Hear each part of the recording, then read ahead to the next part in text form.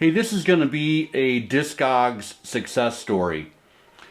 Now, if you've watched some of my videos, maybe you saw my video at the very beginning of January, or maybe it was mid-January. I had a goal for 2023, and it was to acquire, finally, Donald Fagen's second solo album, which is called Kamakiriad. Here it is.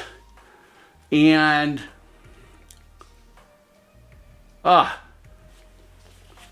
such a great album. Now, if you go on the Hoffman forums or maybe Reddit, you're going to find varying opinions on this particular solo album. A lot of people love it. Some people even say it's Donald Fagen's best, even better than The Nightfly. And some people say it ranks below Sunken Condos, Donald Fagen's most recent solo album. I'm in the camp that I rank it behind The Nightfly. I love the album. It has a special place in my heart. And I'm going to talk about the whole journey to acquiring this album in the video today. But let me talk about a little bit of the history of this really polished album. First of all, you'll see the steering wheel, Kamakiriad. Kamakiri is Japanese for praying mantis. And Fagen kind of landed on that term because this is a concept album and it's placed somewhere in the future. The album was released in 1993, and in interviews at the time, Donald Fagen was talking about, placing this album somewhere in time around the turn of the millennium. So in the near future, as we were thinking about this back in 1993. Anyway, he has a futuristic car that he's making a journey on, and throughout the songs on this album, there are varying vignettes and stories, and it's a very kind of, a lot of people think this is kind of a detached album, but if you read the lyrics, Fagen actually starts to open up emotionally. He had been through a lot between The Nightfly and Kamakiriad. He had suffered some writing block. He had worked on some different projects, a couple soundtracks along the way. I think he had a producer's credit on someone's album, but he had not released anything solo related all the way from 1980 up to 1993.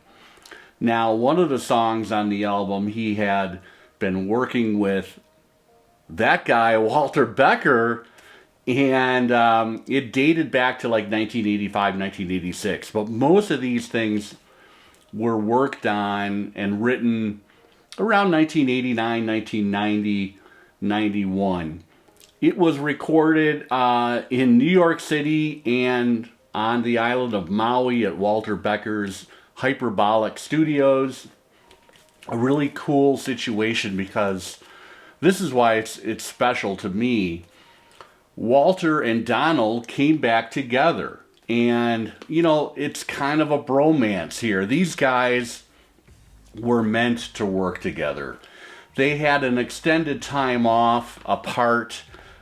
Becker retreated to Hawaii, bought an avocado farm, eventually built a state-of-the-art studio in his backyard in a second property, shed on the property. And, he started getting back into music and appreciating his family. So, yeah, the recording of the album took place in both places, and just like they used to do, they would work on songs together, and Becker would come up with some arrangements, although Fagen had tons to do with the horn charts on this album as an example. And if you read the credits on the album, There is the back cover, by the way. And it came in an original inner sleeve. All the lyrics. Cornelius Bumpus on saxophone. Paul Griffin on Hammond B3. Michael Brecker on various horns. Those names are associated with many albums in the Steely Dan canon. And guess who handled all of the lead guitar and bass guitar parts on the various songs? None other than Walter Becker. Walter Becker produced the album, and you know, when this came out in the spring of '93, things were starting to coalesce again for Steely Dan. We had this project, we had the Citizen CD box set, and lo and behold, we had a Steely Dan summer tour in the offing. It was an amazing time. I remember picking up the CD. I was living in Glendale, California at the time, and you know, I think Fagen did one of those late night. What was the late night FM broadcast where they would interview people on new releases and play snippets of the album? I think he did one of those. And it was just a heady time if you were a Steely Dan fan. Now, let's talk about Kamakiriad as a vinyl release. First of all, it was finally re-released. Donald Fagen put out a box set called Cheap Xmas several years ago now. I made the mistake of not jumping on that. It sold out. You know, you can get a copy of that box set on Discogs if you're looking, maybe $600. Haven't looked lately. For me, I wanted to get an original pressing. And that is difficult because I've never seen this album.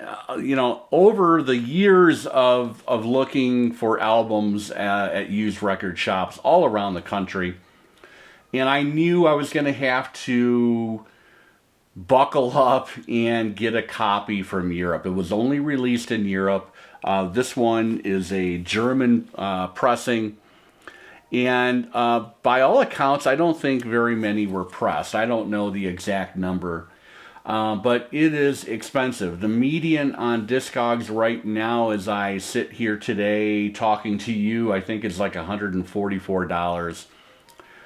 I have had this in my Discogs hit list for years, and you know what, I just got tired of scanning my phone in the mornings. That's typically what I'll do over coffee.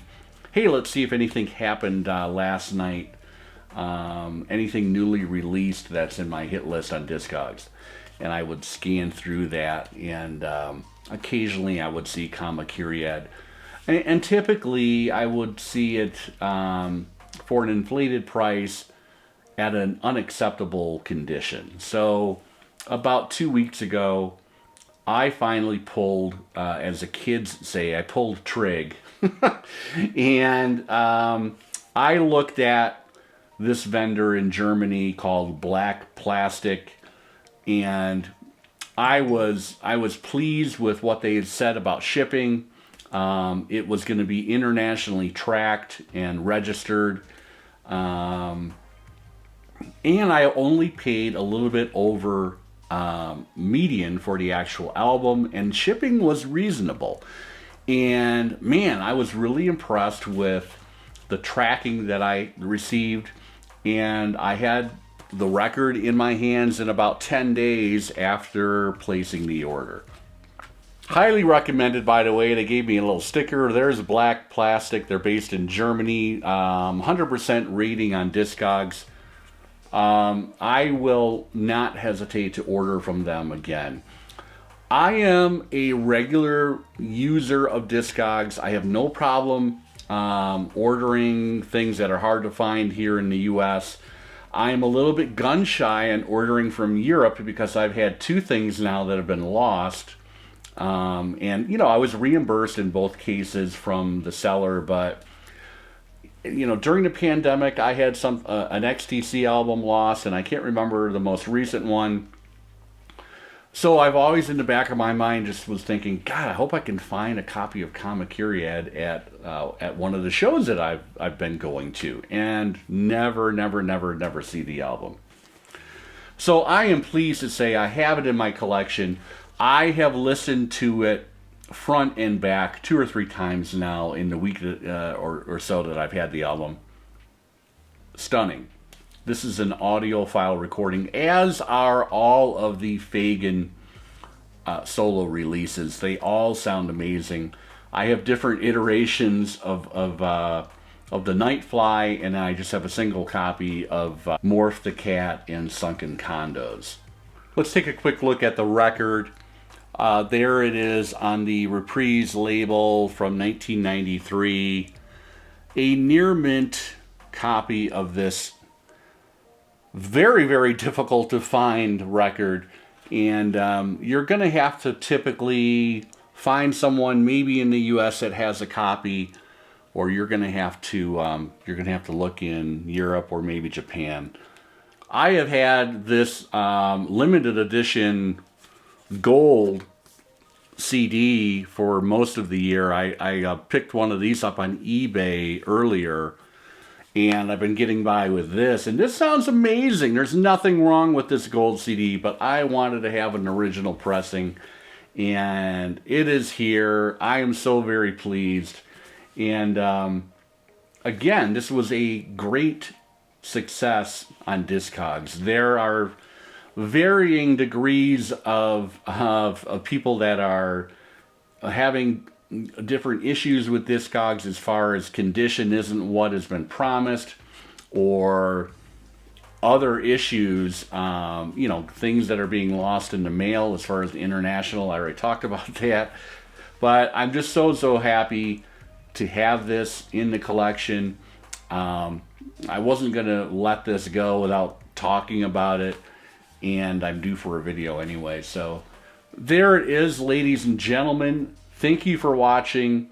Kamakiriad is in the collection.